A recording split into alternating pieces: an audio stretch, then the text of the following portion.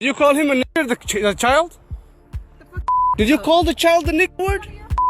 It is my own business. You call him a nigger? Okay, why don't you have the balls to say it right now again? Okay. Alright, that's what you say. Nobody dig into your shit.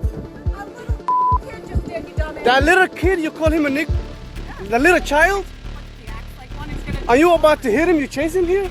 He took my son's stuff. As you know, the N-word is the spookiest word of all. Hello friends, welcome back to the channel. I have an update for you guys in the Shiloh Hendrix saga and what we all knew was coming. It looks like they have now filed charges on Shiloh Hendrix. And if you're unfamiliar with the story, we covered it before. I will link my prior videos in the video description, so watch that first if you need to get caught up on her story, but she's pretty infamous and iconic, so I don't think that you'll need to do that.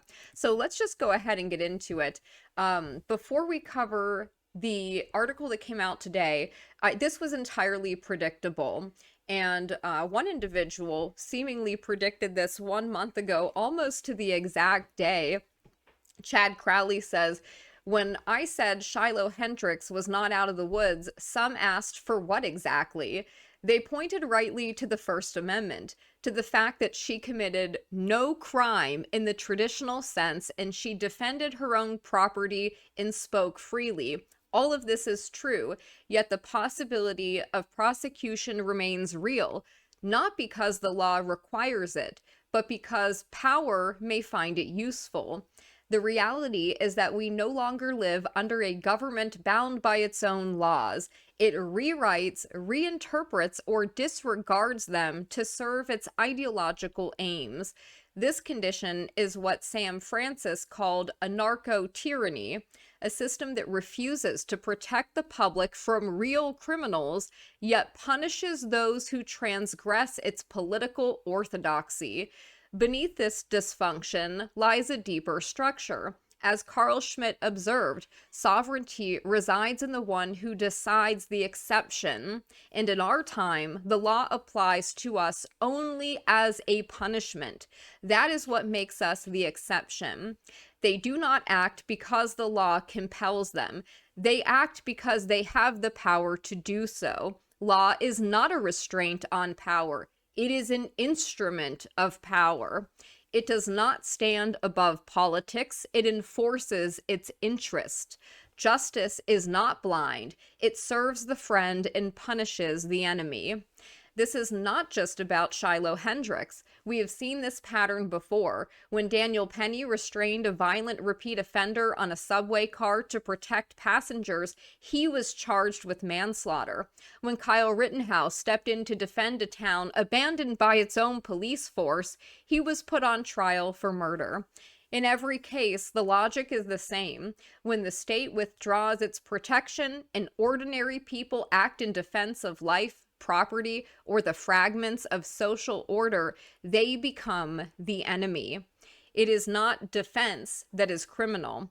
It is who dares to exercise it and on whose behalf. The line is not drawn between violence and peace, but between obedience and defiance. When defense serves the regime's narrative, it is called justice. When it is carried out on behalf of one's own, it becomes extremism. This is not law, it is domination. It is a political theology that demands passivity from the innocent and solidarity with the transgressor.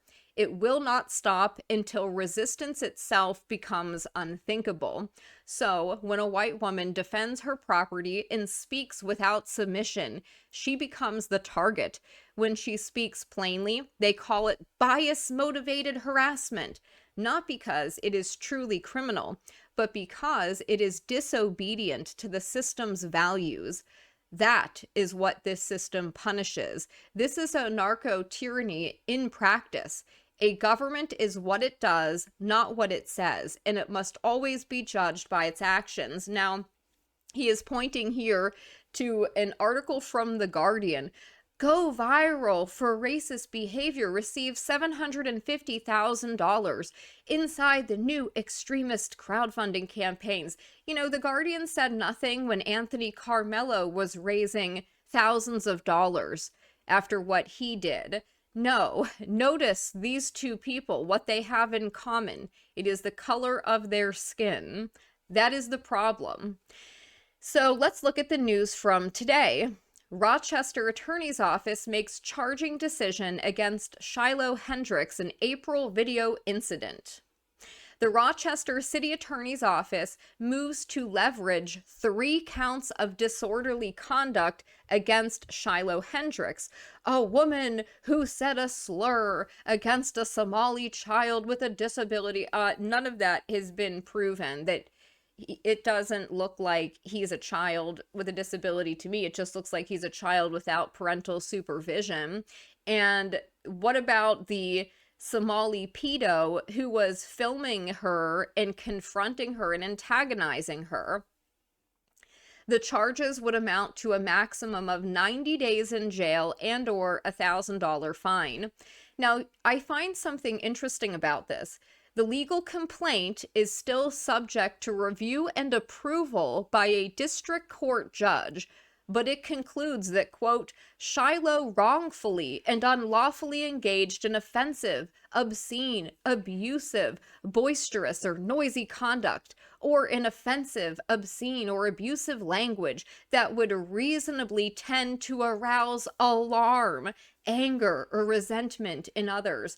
No, she said a word at a playground because she was fed up and the fatigue was too high. That I think everybody has the same levels of fatigue. We're over the nonsense.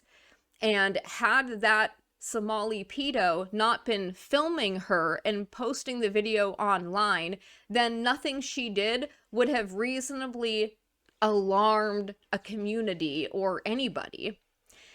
This matter involved a large amount of evidence, right, and required careful consideration of potential charging options across multiple offices. So multiple offices were looking at this. How ridiculous.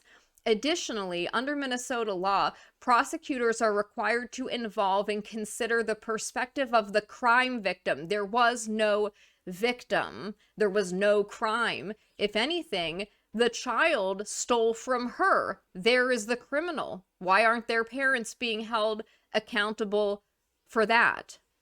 Given the sensitive and complicated nature of this case, along with high level of public attention, completing the necessary reviews and conversations with the victim's family took longer than usual.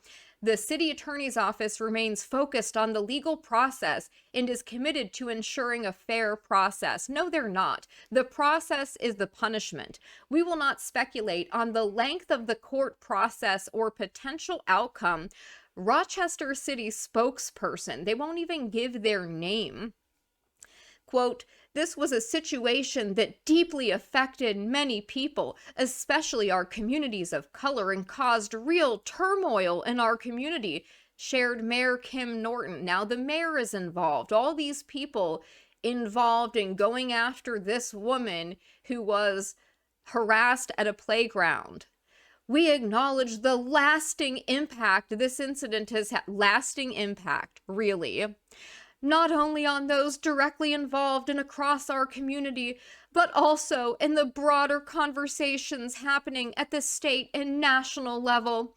These moments remind us of the complexity and far-reaching impacts of situations like this. Somebody's tried to steal from a mom at a playground and she spoke up for herself and tried to defend her property from a criminal who was stealing. That's absurd. Absolutely ridiculous. The city remains committed to staying engaged and proceeding with transparency and care, continuing efforts that support accountability and progress in Rochester. So this is a political statement made even by the mayor. If this, I don't believe it will, but if it goes to trial, like, she's not going to get any fairness there. Here we have KIMT3 reporting on this criminal complaint filed against woman accused of calling a child a name on a playground. This is what we're wasting our resources on. It is this absurd. The city attorney's office has filed a complaint summons related to an April 28 event at a playground. Event. Literally a woman saying something to a foreign pedo who shouldn't be at a playground anyway. Why was he not investigated? What about the parents of the child who was trying to steal? No. The complaint charges Shiloh Hendrix with 3 counts of disorderly conduct. Now, what I found interesting about this is that it's called a draft complaint that requires review and approval by a district court judge. So this information was put out there into the news media before a judge has even approved the complaint. That's done on purpose to try to put public pressure on a judge to authorize a complaint for something that we all know is nonsense. And if you go to the Olmsted County District Court, you can go to minnesotacourts.gov, abbreviated mncourts.gov. You can click access case records.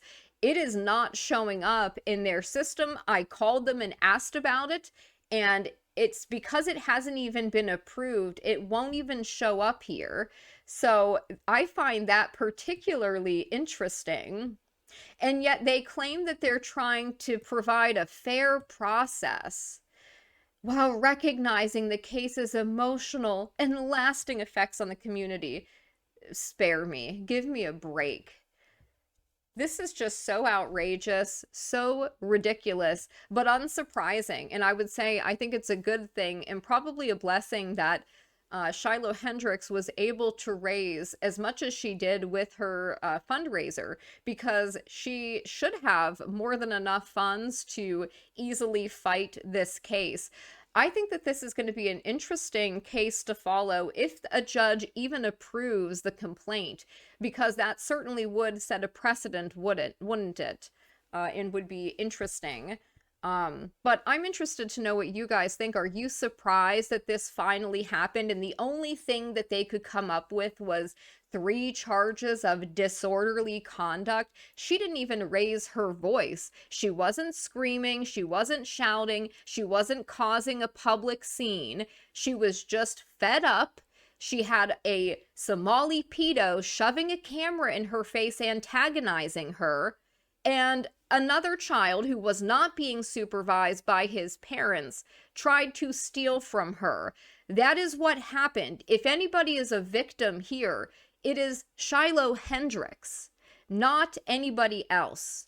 And I think that it's disgusting that they are trying to use this for political purposes. That is not a fair legal process. That is you targeting somebody that you don't like because they have different beliefs than you, or because they dared to stand up for themselves and speak up for themselves.